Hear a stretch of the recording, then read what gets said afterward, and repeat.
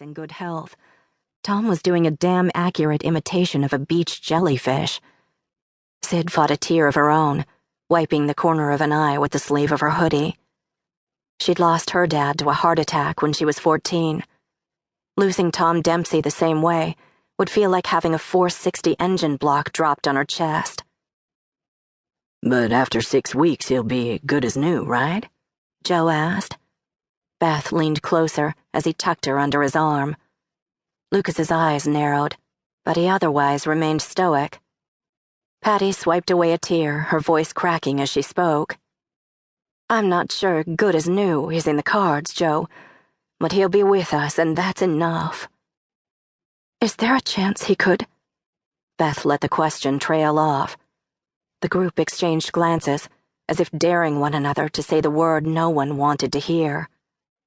Sid kept her mouth shut, as unwilling as the others to tempt fate. "I'm not dying anytime soon," Tom said, in a low, gravel-choked voice. His eyes were still closed, making it seem as if they'd all imagined the words. "Tom? Honey?" Patty lifted his hand to her lips, pressing them against the tape holding an IV needle in place. "Can you hear me?" "The heart might be on the fritz, but my ears still work." Relief swept through Sid. His voice wasn't as strong as usual, but the words were so Tom, she knew he was going to be all right.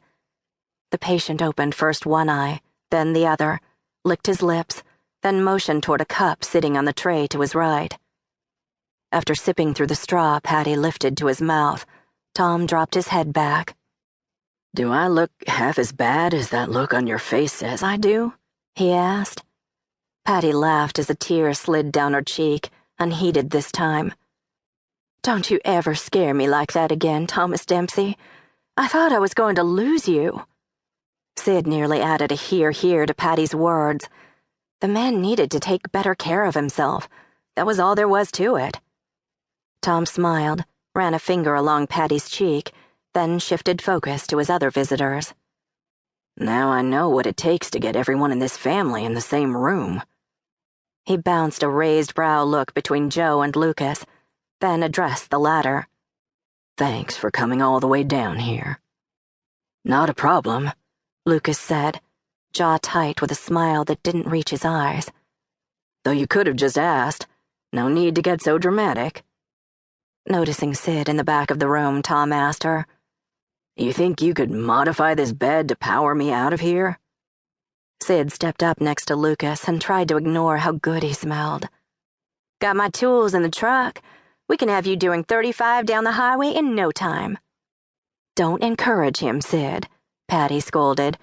"You'll stay here until they say you can come home, and then you're going to do everything the doctor says." "I've got a restaurant to run, woman."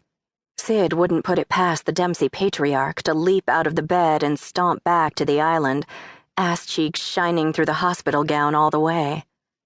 "You're not running anything for at least 6 weeks," Patty said, sounding as firm as possible under the circumstances.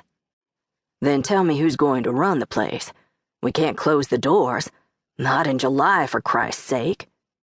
"We'll take care of it," Joe said. Leave it to Mr. Responsible to step up. He needed to remember he couldn't be in 2 places at one time. "If you're going to run the restaurant, who's going to run the charters?" Sid asked. Joe couldn't afford to shut down his charter business, any more than they could close the restaurant at the height of the season. And there was the little issue of her own income. Sid was so close to having enough money to buy the garage that would house her future.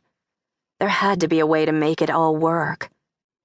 "I can find someone else to run the boat for a couple months." Sid pointed out the obvious.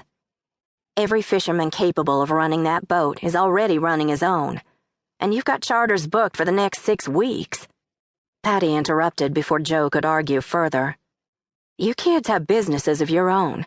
We'll find someone to run the restaurant through Labor Day, then reevaluate for fall." "I'll do it," Lucas said. He might as well have pulled a pin on a live grenade and held it over his head.